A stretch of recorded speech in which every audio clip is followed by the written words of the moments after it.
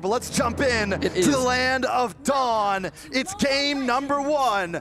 WAOW GG up against Falcons Vega Mena.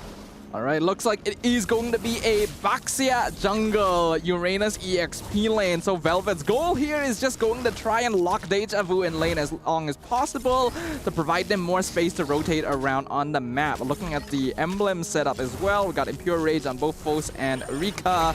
And then the Brave Smite on Mike Wazowski. So aiming for overall staying power. So, I mean, Leo was right. We get to see some more debut picks in another series. And not only do we see some debut picks, we also see the Xborg in the jungle, which is the debut position on the last series debut pick. I mean, they just keep switching it up on us. And how much farther is it going to go? I mean, I love it. I love seeing some variety and like, oh, Rika could be in some trouble here. Takes a little bit of damage. Will he be able to dash away? Forced to use the flicker. Is able to get a bit of poke off and will be safe. All right, that's good. Team Falcons has to make use of this Baxia to really start causing pressure. It's going to be difficult for them to keep lane priority across the map since Estes will naturally be a little bit slower and doesn't do all that much damage. But the more presence he shows in the side lane, the more easy it is going to be for Velvet and Names to make their presence known and start scaling up into the mid game where Velvet and Sunlight become very difficult to handle. Ooh, a lot of damage on Ayame. WAOW GG forced to kind of take this slow here. Now, I want to talk about that Xborg because we felt like it was a good pick against the Estes. But for me, that's more of an EXP lane Xborg because you don't want to blow that last Insanity too early. Like before Turtle, before Lord, you want to try to use it to secure those big objectives. And now, Foe, speaking of the devil, take a little bit of damage. Micah taken out. Here comes Deja Vu into the backside, gets the stun onto you. Slams down onto Fiven as well, but now Deja Vu needs to try to get out of here as Velvet hordes away Ayame, keeping him away from the team, keeping her away from the team. Back onto the Turtle here. Velvet now also keeping space as Mike Wazowski has to run away and Team Falcons take the Turtle. Yeah, really well played by Team Falcons and a great call as well, knowing that at this stage of the game, Foes doesn't have enough items to actually threaten their frontliners. They can just run him down, especially if Ayame is already showing somewhere else on the map. Getting rid of the enemy jungle immediately means that you can just go for the Turtle, and although Deja Vu did try to cut off the back line, the damage was unfortunately already done and Team Falcons can just back off with their spoils. First Turtle going to them, a 1k gold lead in 3 minutes. I mean, it's a big gold lead. A lot of times you'll see teams at least secure something in response to losing the Turtle. WAOW GG not able to really get much minion play, get much tower play, or even get a kill on the board.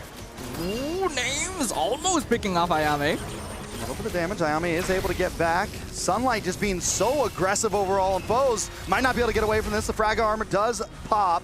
Team Falcons just ever so aggressive in the first few minutes. Yeah, unfortunately, the issue with going Matilda Valentina in your mid lane is that you're giving up so much rotational priority, and because of that, Team Falcons can keep walking and rolling around with Sunlight, providing help to the side lanes, and they're still fighting. Yeah, they're looking for this tower. They want it so bad. Sunlight takes a bit of damage. Here comes the ult. All stuns onto the side of WAOW GG, and the tower goes down. Team Falcons able to take a big step in the right direction. Man, Estes ult is so disgusting to me. The fact that 4 members just dive the tower and barely take any damage in return really does not feel particularly fair, especially when you also have that Baxia and Uranus on that side. It just becomes impossible, especially in the early stages, since again, no mid lane prio from WAOW GG. Foes doesn't have enough items yet. Not only that, but if Yui on the ZTN, wait a second, Circling Eagle does get the knock-up. Foes trying to get some chip damage down. Deja Vu to the backside, able to get the kill onto Fiven. This could be the game changer. Ayame goes down as Names, drops the shots. Names takes another one, Foes falls as well. Velva onto Rika now. Foes just trying to pick up the pieces, trying to get away, but they're not gonna let it happen. Not today. Sunlight picks up a kill, puts it on the board, make it a Turtle as well. 4-2 for the side of Team Falcons. All things considered, that started off not too bad for WAOW GG. They were able to effectively split the team fight in half and basically ignore Velvet to try and go for the backline. But again, it comes into the play of there's not enough damage when you have a Valentina on your side, especially against an Estes. Even worse here. It's so much easier for Velvet to survive, actually whittle down the backline, and Team Falcons were able to regain control of the team fight towards the end there, which is definitely not what WAOW GG wants. I mean, even WAOW, and the thing is, Deja Vu's doing the right job, even able to get the kill on to Fiven there, but it just was a little too late. And by that point, WAOW GG's all split up, and Team Falcons just takes advantage of it, taking them down one by one by one. Yeah, WAOW GG probably needs to play it a little bit slower. Ideally, wait for the mid-game, get around 2 or 3 items on Foes as well as Mike Wazowski. If you can get a little bit of assists on Rika too, that would be great. Because Team Falcons is definitely going to be controlling this stage of the game. Again, Baxia, Uranus, Estes, you are not getting through this until you have that armor pen, until you have that anti-heal. They can literally do nothing to Velvet right now. Yep. It's disgusting. And they do have the crowd control, maybe, but they're gonna have to use so much of their utility to try to take him out. Foes on the X-Borg, I like the idea, but I think Team Falcons just has too many answers for it. You have the Basha who can quickly close the distance, get the stun onto the X-Borg, buy some time to get down the frag armor. You have the Estes who can get the second skill, slow him down, not let him get away. And the thing is an X-Borg has to get kind of close. It's not big range. He's not a super quick hero, and I think we're seeing the problem here, but now a lot of damage. Here comes the ult. Everyone gets stunned up, and Team Falcons closing in. The blessing does come through to heal up the team. Deja Vu, once again, caught in the middle of 4, tries to flicker back. One more shot, but he is able to get away. WAOW GG are able to survive at the cost of Mike Wazowski. That's actually not too bad for WAOW GG. A 1-for-1 trade here is actually pretty solid, and they were actually able to finally take down the Uranus. Unfortunately, Team Falcons are just able to top themselves up completely with the Estes once again. Take a free tier 2 up top, instantly rotate, take up a free turtle. Having access to these really bulky, high rotation tanks alongside a portable fountain that is Estes allows them so much map presence. Yeah, I mean, it just feels like once Team Falcons groups up like this too, there was no entry for WAOW GG. Even Ayami starting to get shredded down now just by using the ultimate, just by looking for a knock-up, just by looking for some space. If anyone enters that death circle, it's tough, man. Even worse so, Team Falcons picked up this lineup after they had already seen the Valentina and the Granger. They're well aware that WAOW GG just doesn't have enough AoE damage. Even though the X-Borg was actually a pretty solid final pick, it might not be enough. They're gonna try and find Velvet by himself though.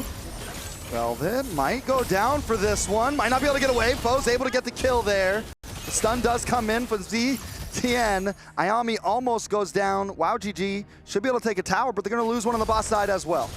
Yeah, it's not really an ideal trade. Velvet is no longer worth quite as much as she was at one point, since that is not actually her first death anymore, and a tier 2 tower is very valuable. Though it looks like Team Falcons aren't going to be able to rotate back in time. Rika sticking around to get a tier 2 up top. Sunlight, will they find them? Oh! Now he's alone. Mike Wazowski tries to get away. Foes does come in the nick of time. Mike Wazowski, she's able to dash back. Followed up by the last Insanity. Foes trying to escape Fiven here. The cutoff is coming, but Ayami's there to make sure they're safely to get away. It's actually very surprising that Mike Wazowski was able to get out of that one. It's quite lucky for her that Sunlight is a lot quicker than the rest of Team Falcons, so they weren't able to come back her up in time to pick up a potentially easy kill. Rika being able to get out as well actually ends up meaning that trade is good for WAOW GG. They trade 1-for-1. They're actually able to get a tier 2 up top. They are definitely still in this game, but a lot of it rides on whether Rika can continue farming well. Okay. Do we think it's the right play to just keep on targeting down onto Velvet? I don't know if it's the right target. Ayami did use the Circling Eagle. Once again, it's a big utility use for now, not even getting the kill this time. I think WAOW GG doesn't really have much of a choice, Fair. Unfortunately. The only target they can really find is Velvet most of the time, since she's the only person that is not standing next to Fiven. Foes looking for a possible steal here. Can the last insanity come in the nick of time? Yes. Ooh. Does pop up. Fiven taking a lot of damage. Rika able to get the kill, and now Mike Wazowski's dashing back as Names slaughters onward. Foes taking some damage. Drops a double kill for Names. Taking change. Velvet finds one for himself. WAOW GG on the back ropes. They do take the Lord though. They do take the Lord, but it ends up being a 1-for-3 trade. The fight started really well, actually. All of the AoE from WAOW GG landed on top of a big chunk of Team Falcons. But because they ignored Velvet for it, the Uranus just ended up causing havoc in the backline, not allowing Rika to continue contributing damage and them losing their front line. Oh, Velvet? Oh, that's a lot of damage. Rika finally starting to output. That's what we're looking for. Fury of the Phoenix comes down. Oh, do they want to push this? Names comes in once again. Oh! She's taking Names, pulling their card, clocking their clocks. WAOW GG, every time they want to make a move, they're just pushed back. And at this point, the Melissa is looking good. That was the most you are approaching me situation that I have ever seen. Names realizing they're chasing them now. Now Fiven in trouble. Fiven. I mean, at this point, though, we've seen Fiven go down a few times. Yes, that is still a win in the book for WAOW GG. Everything works at this point. But we're seeing Team Falcons win fights even after Fiven drops. Yeah, this whole time we've been talking about the Estes combo with the tanky frontliners, and we've just been forgetting that Names exist on the map, right? This Melissa is now 5-1. We can see in the highlights just how much pressure she was emitting, literally walking up forward, using the space created by the rest of the team because of the intense dive from WAOW GG to rack up those kills. And now this Melissa is the actual main issue. I mean, Melissa is a hero that on paper has looked good, like in theory to me, has looked good against a lot of dive comps for a long time. You have the go away, you have something that's supposed to be able to help stop things like Lapu Lapu, help stop things like Matilda, help stop some of these dive heroes. It just never really ended up working out, I think, the way a lot of us wanted it to. But for this game right here, it is definitely something, and it's something that we could definitely see possibly in the future against comps like this. Yeah, it's a hero that requires the correct setup and the lineup to play around, because even though she has the ultimate zone away melee hero, she still ends up being a very obvious target for artillery mages and long-range marksmen a lot of time. In this game, there's none of that threat, right? The Farsa was already removed in the ban list, and then you have Sunlight and Velvet holding the front line. Fiven can just stand next to you and keep you topped up regardless of the situation. It's very easy for Names to find the space necessary, and WAOW GG needs to adjust their approach now. They cannot afford to just simply ignore the front line, because if they're not able to find the Melissa, they just get melted down. All right, so taking a look at the gold, it's not too far apart. WAOW GG is still very much in this game. Getting that tier 2 on the top side is going to pay off for this Lord right here, because they're even in the long wave. Ayami takes a little bit of damage there. Deja Vu pops the Bravest Fighter, able to get the stun, the heal. The Phoenix Fury comes down, the stuns just aren't enough. Back in the backside, Velvet tries to zone him away, but Rika gets the kill. And now they're fighting back. Rika pushes forward, pushes back. It's 4v4 right now. 1-for-1, Lord still up. Dude, I hate Estes ult so much, man. Deja Vu literally did negative damage in that engagement, and all you gotta do is press one button and stand together. Lord gonna be taken by Names right here. Even forces out a flicker from Ayame. Things are not looking good for WAOW GG.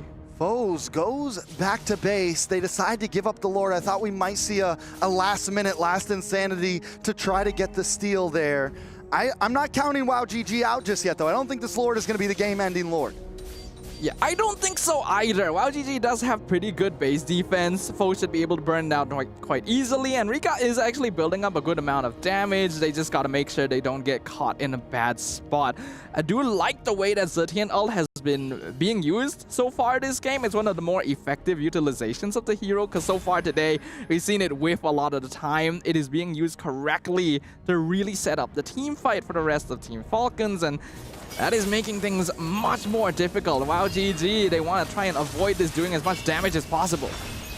All right, they're going to try to push in. Lord will get the connect onto this top base tower. Ayami gets the knockup, but has to try to get away. Velvet just ever so persistent in staying in the faces of WAOW GG. Minions continuing to close in right now. Still probably one of the best results they could have asked for, though. Forces out a flicker from Velvet as well, but Team Falcons trying to push their way into the base. I mean, they're doing everything they can. Not enough to take a base tower, at least not yet. WAOW GG doing great at the defense, knowing their limits. I mean, even hanging out in the faces of Team Falcons with 30, 40% health. The tower will finally drop, though, as Sunlight and Velvet crack the shell. Here comes the knock-up, a little bit of damage on a Sunlight. The stuns land down on both teams. Velvet low, Deja Vu finally taken out because he bravest fighter, a little bit too deep. Bo gonna drop next. Names able to get the kill. Another tower falls as well. WAOW GG against the rope. It's 2 up against 5 members of Team Falcons. They're gonna close the distance. They're gonna take down the base, and they're gonna take game number 1. It is not even a fight here from the side of WAOW GG, despite their best efforts. Despite everything that they've thrown at the wall, they are fighting in their base, and it feels like they're the ones without their fountain. That is the situation we are looking at here as Team Falcons takes game number 1. Let us, Trex, what do you think about that? Falcons were relentless from start to finish. A lot of teams, I mean, in the beginning they were aggressive, and then even at the end they showed that relentlessness non-stop. They didn't want to let it go any farther. They knew Rika was starting to come online. A lot of teams might have backed off after that Lord there. They might have just, all right, we got 2 towers, we got a tower, we're gonna chill, we're gonna play it safe. No, they wanted to end the game right here, right now. And watching games like this once again pushes my vendetta against Your Estes favorite as a hero concept. No, don't you dare. Don't you dare imply such a thing. I love Estes. You know who else love Estes? Yeah? Leo. This hero single-handedly won the Philippines its 2nd World Championship in a row. I'm talking M3, hashtag we want Estes. Yeah, Bring the code, that baby. contributes to me disliking the hero. Like, seriously, dude, every single fight, like, WAOW GG throws so many resources. They spend multiple ultimates. They actually don't do too bad a job of whittling down their opponents. Vivin presses a couple buttons and everyone just feels like they never took damage at all. I think to address this, we have to go back to the root, right? How did they decide to answer the Estes? Because it was in their face. There was no going around it. We were going to fight an Estes lineup. WAOW GG, what did they do? They put an X-Borg into the hands of Foss, the self-proclaimed killing machine. I don't know if y'all are looking at the same thing or if you know the same kid as I do as X-Borg. That's not a killing machine. That is a shredder. Yeah. That is a little bit of peel, and that is an anti-tank. So already I think WAOW GG, specifically their jungler, Foss was coming in with a deck half shuffled. Like it's not all in. They weren't fighting on fair ground. All this while, Team Falcons Vega Mena, they were just, like they were so comfy on so many levels. Yeah, I will definitely concede that point. As much as I dislike the hero, I will definitely accept the fact that this was the right game to play Estes. They saw the Matilda, Granger, Valentina very early on, instantly. They know WAOW GG is not going to have damage in the early game. In fact, they're not going to have damage for a very, very long time. You add on the fact that they were given access to both Baxia and Uranus, it's easy. It's so obvious that you go in for healer gameplay. I mean, I wouldn't say it's easy. You know, earlier you said they're just pressing the buttons. It's not about just pressing the buttons. It's about when you press the buttons. And I think Falcon Mena's timing was on point. Yeah, it's about when you hit that ult, right? It's about when you use the go away. It's not what you got. It's when you use it. It's when you use it. Yes, my teammates' health bars are not full. Let me press the button. I like more than just the way they use the Estes. I think there's a lot of genius in how they're willing to throw Velvet out there. And it takes a very specific kind of XP laner and communications for that to work.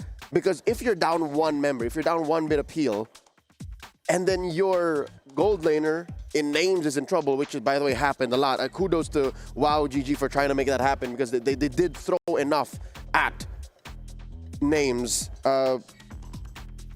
It just wasn't enough. Like, it was too little too late. And I'm so happy that there's a successful debut once more into the environment of patch 1.9.90 hotfix. The Melissa.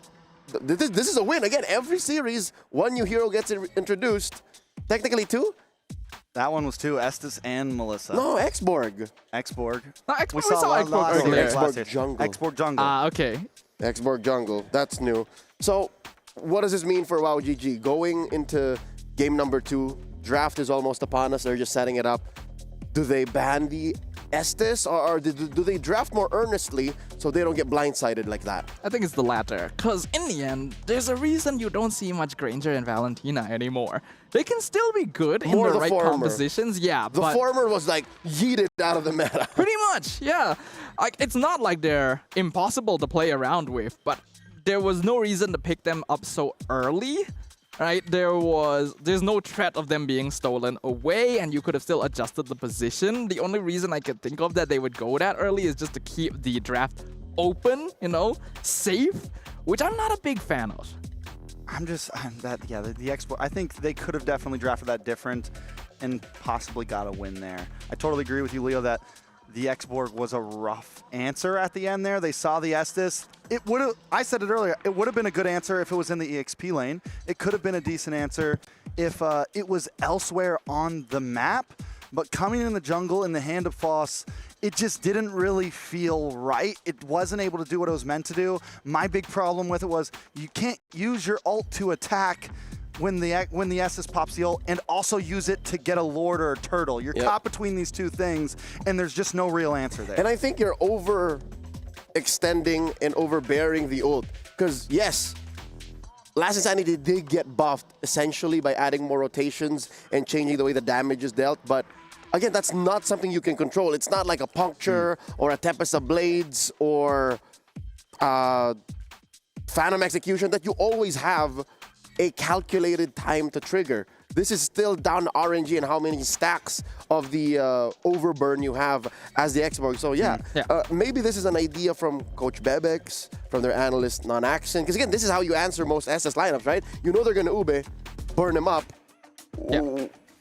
Maybe this was the right solution at the wrong time because Team Falcons know how to play around it. I want to take a look at Deja Vu here because Deja Vu did play a great game in this early stage. We see Deja Vu plenty of times get back to that back line, split up Falcons meta. So I'm wondering what exactly happened. Was it that Velvet was also splitting up the side of WoW GG? Pretty much. Every time he went in, there was no follow-up. I guess in the end, Falcons meta was doing it better? Deja Vu, if anything, was the most effective part of this anti-Estes, anti-Melissa operation. She did well, and I think she did better than Velvet because Velvet, at some point, was just annoying. I don't think this lineup on WoW GG was as scared of the Uranus as Falcons were afraid of the Lapu Lapu. So Deja Vu did very well. I love how you pointed that out, Trex, because she was literally about to kill Yui or Names one way or the other, and mostly it was Names. But again, Names has fun on her. Names has a go away. She's just built to counter that stuff. And I think this was a game that was won on the draft alone. Yeah, I agree. Because, Deja Vu was doing a great job. I also agree that she was probably doing better than Velvet overall in splitting up the fight. Or Foes. Yeah, or Foes.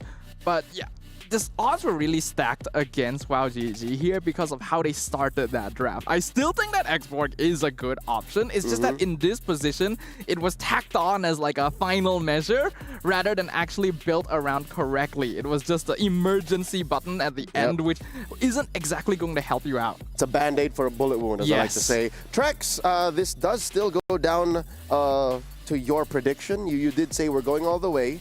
But you did say WoW GG. What exactly do you think the Mongolian squad here is going to do to make this go that direction? Like, what's the change in game 2? They're going to 2-1 them. Obviously. They're going to 2-1 Obviously, but what's how? the change? Like, how, sir? Don't tell me what. They're not going to pick jungle Xborg.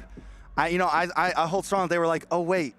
We already picked our EXP laner. And, they just had to... Wait, coach. Xborg, what? So, no, I think, like you said, and like we've been pointing out, Deja Vu played amazing. A lot of their team, during that end game, once Rika got online, Rika started playing great, was able to get the perfect distance on a lot of those shots, was able to poke, dash back and forth. a lot of the members of the team played well. I just don't think they were given the right cards to play with. So this time when it comes to draft, give them the right cards, give them what they're comfy with. Don't get thrown off by some Estes pick that Sadafa hates. Just play your game and do your thing.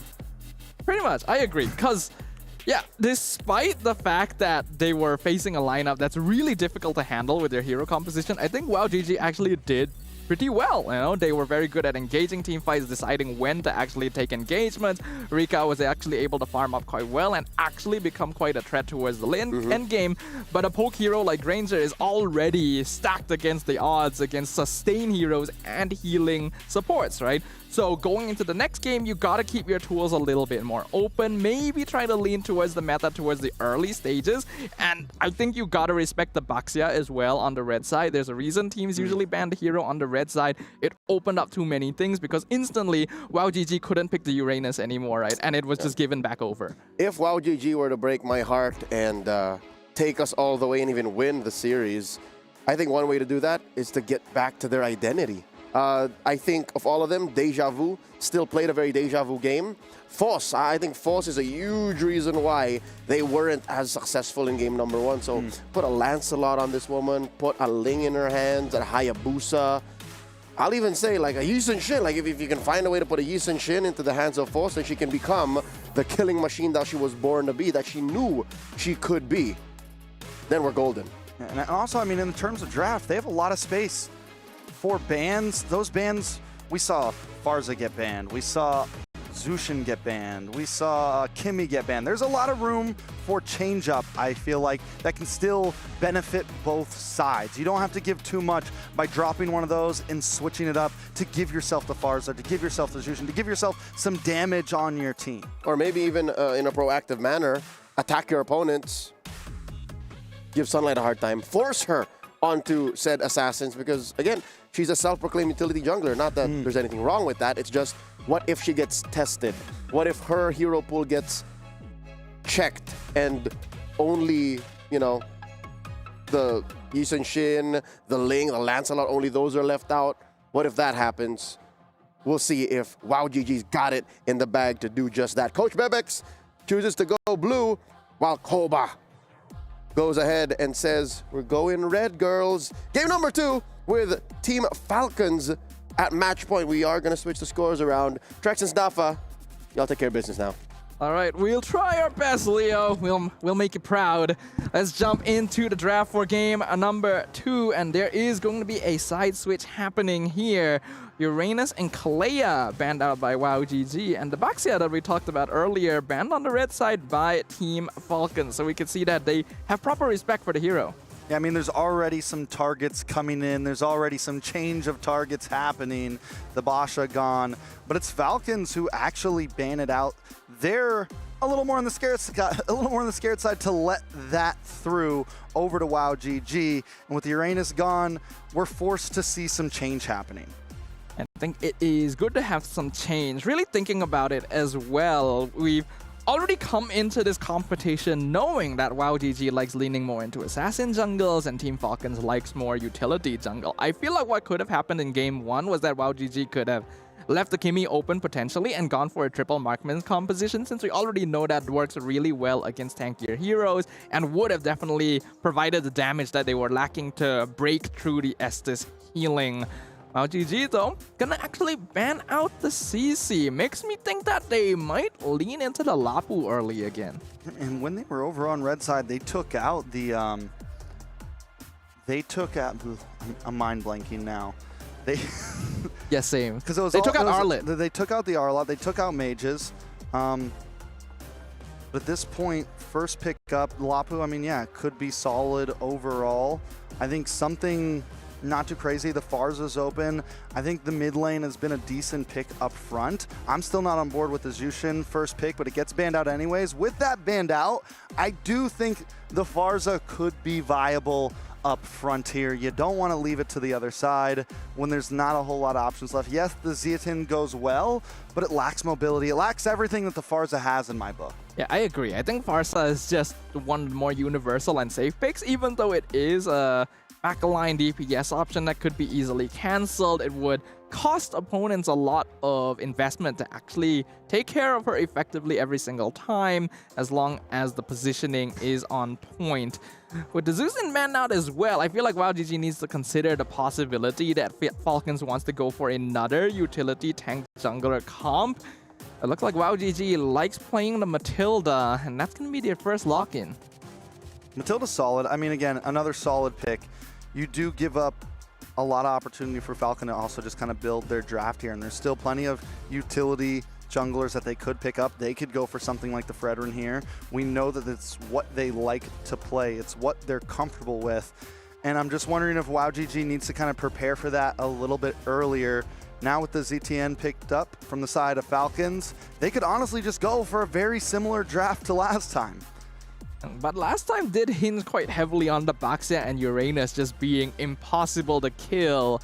There's not a lot of heroes in the pool that are going to be able to match up to that level of bulkiness. Gatot does actually come pretty close though, so there is a chance Team Falcons is leaning in that direction. WAOW gonna go exactly as we predicted here. The Fredrin comes out to combo with the Matilda. So interestingly enough, still not putting foes on an assassin jungler. And they'll also lock in the Kimmy. I mean, this is a big switch up, right? We expected to see some assassin junglers, but right now it is hard to do that when there's still things like the Bosch out there, when there's things like the Fredrin out there. If you don't have any answers to those assassin junglers, it can be a dangerous place. And the way that Falcons played last game with how aggressive they were, I mean, it's tough, because if you fall behind with an assassin jungler, if you fall behind with something like that, you're in an even scarier position, because now you're losing more opportunity for damage. And here comes that Melissa again. Another Melissa pickup. It's not too bad against the Fredrin, but the fact that Team Falcons prioritize it this early once again instantly makes you wonder if this is just a signature pick for names. And it certainly worked out quite well for them in game number 1. Now the question for WAOW going into the second phase of bans is it worth banning Estes? I think in second phase, it could definitely be worth, especially already seeing the Melissa, who's long range, can benefit from that with a hero like ZTN, who doesn't have a lot of dashes, is more of a, I'm going to sit close to my roamer, I'm going to sit close to the rest of my team and fire shots from the back. Estes just works. You have the Katana as well. I mean, so far their composition looks like they're driving towards that end, and Estes band would not be out of the book at all. Up to WAOW to decide if it's going to be a threat or not, because Team Falcons are definitely in a position where they could pull it out again. You go for the thing is, tank junglers, not a lot of them left nowadays. It's only really the Fredrin and the Baxia. So if they play an Estes with only a Gatot as a front line, it is a little bit more difficult compared to how they played in game number 1. WAOW ban out the Yi Sun Shin instead. So more so concerned about damage options of Team Falcons. I mean, makes sense as well. They could ban out something like the Hayabusa here now.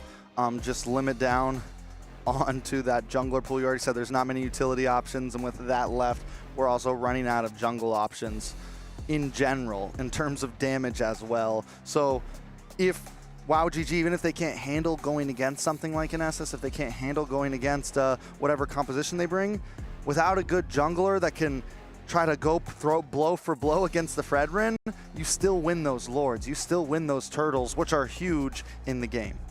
Looks like that is the priority then. WAOW having Kimmy will already give them pretty good mid lane control. This is one of the best level 1 mid heroes in the game. Clears very quickly, pokes very easily as well. Combined with the Matilda should give them pretty easy access, especially compared to a ZTN. But we've got Todd around as well. Team Falcons may not be too far behind in terms of wave clear, and that is a little bit concerning, because Fredrin does have a slightly slower clear speed in the jungle compared to Assassins, and that's something that Team Falcons might be able to take advantage of. Okay, so what do we see here for jungle? The Lancelot still open, right? Ling still open. Hayabusa still open. All have been popular picks if they decide to go for something aggressive on the side of Falcon.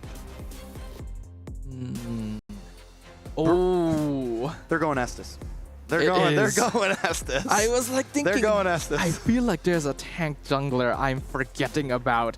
And this hero was banned in game 1 too. So as my old man brain right there, very good solution into the Fredrin because you just eat him and he is no longer an issue for a short while. Really messes with the timing for the Appraiser's Wrath.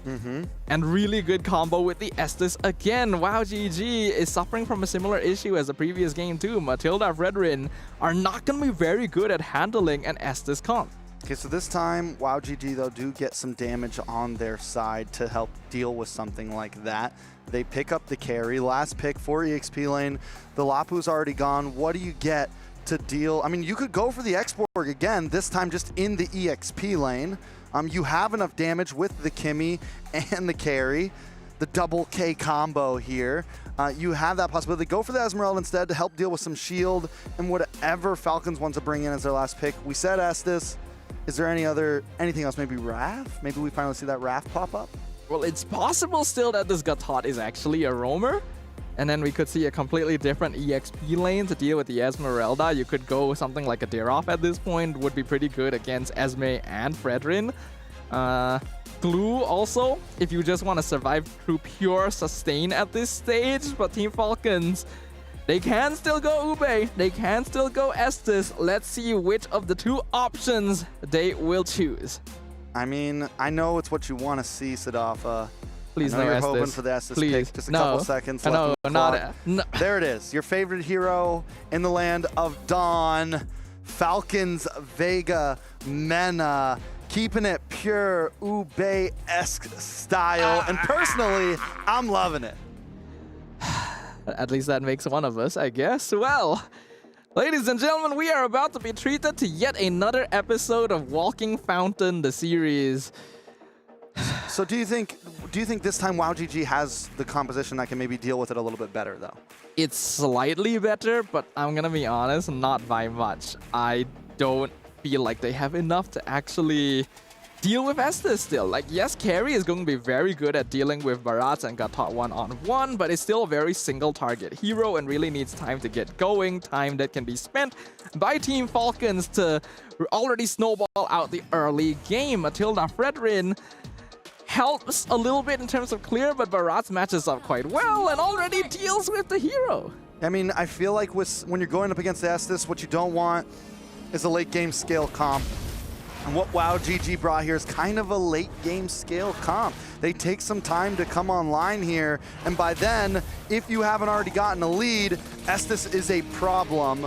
Maybe they can capitalize on the Kimmy, maybe they can capitalize on the mid lane control, maybe look for some ganks on the off lane, but if they can slow down Team Falcons in this early game, they have a chance. Yeah, WAOW GG gonna be very heavily dependent on this mid lane here. Since it is an Estes Zetian, WAOW GG 100% has mid lane priority. We can see that they're able to clear much more easily. So there's gonna be a lot of attention on Mike Wazowski. Mike Wazowski, I'm always watching. Taking a look at the items, nothing too crazy overall.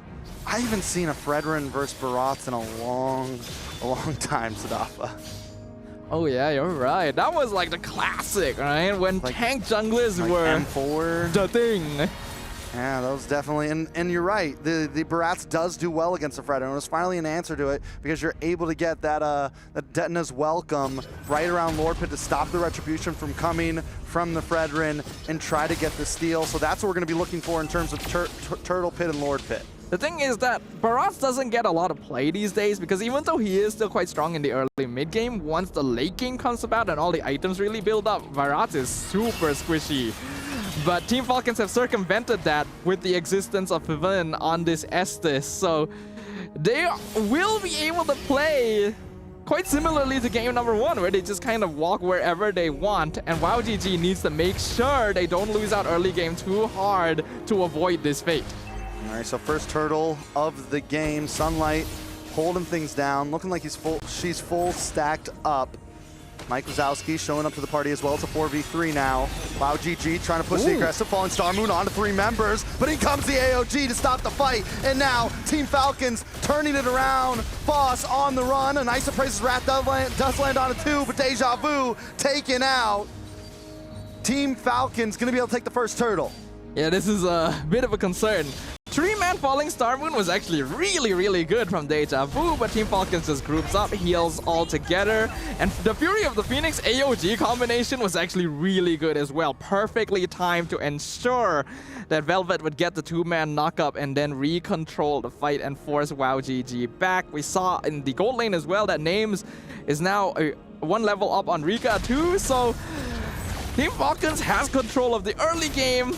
And that is basically the only point where WAOW GG has a chance to create space for themselves. I mean, both the XP laners of both teams have been making great plays. We'd look at Deja Vu and we saw, like you said, the 3-man Falling Star Moon. You get the stun, but if that AOG didn't connect, that fight would have went so much different. WAOW GG may have been able to secure some kills, get past the Estes hill, but even though Deja Vu makes great plays, Velvet also continues to respond with great plays. Yeah, you can see Velvet very comfortable on these heroes that just jump in, assist the team. And if she's able to come in at off timing, even better. Yui is able to set those off timings up very easily, but at the same time requires a good amount of coordination. You can see that this is a team with a lot of experience together. They've played together for many years at this point, and that experience is putting WAOW GG in a tough spot. Ooh, a little bit of a play onto Sunlight here. A lot of damage. Brings Sunlight down to about half health, but it's still not enough. The assist is just too much. The heal, the sustain, and now they roll back over WAOW GG. Just when things were looking slow, WAOW GG tries to make the attack and pays the price. Oh no. Why did they buff Estes? Why? Why did this need? That healing is gross. Look at it. Look at this. Look at the healing. They started the fight, They though. engage on Sunlight, WAOW drop him GG to won. half HP, actually get the taunt. Suddenly, they are not doing anything. The Appraiser's Wrath comes in, does a good amount of damage. All of the damage gets healed up. They just chase him down. They just walk down mid lane. It is like they are going out for tea time together. WAOW GG is fighting desperately for their lives, and Team Falcons is just having a shopping trip. But honestly, before that, WAOW GG wasn't too far behind.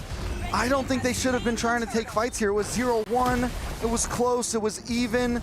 I think with their composition, they should be trying to bide a bit of time. They want to get Rika online, they want to get Mike Wazowski online, they want to have some time, and they're pushing the limit a little bit too much, and now they're seriously paying for it. Yeah, I agree with you, Trex. Deja Vu, while she has been able to get some good setups, Esmeralda has a lot more strength in just creating macro positions. The Traction Pulse is good, but look at Team Falcons, man. Yeah, I mean, another tower down. Names is 3-0-2. Names is a 1.2k gold lead right now over Rika.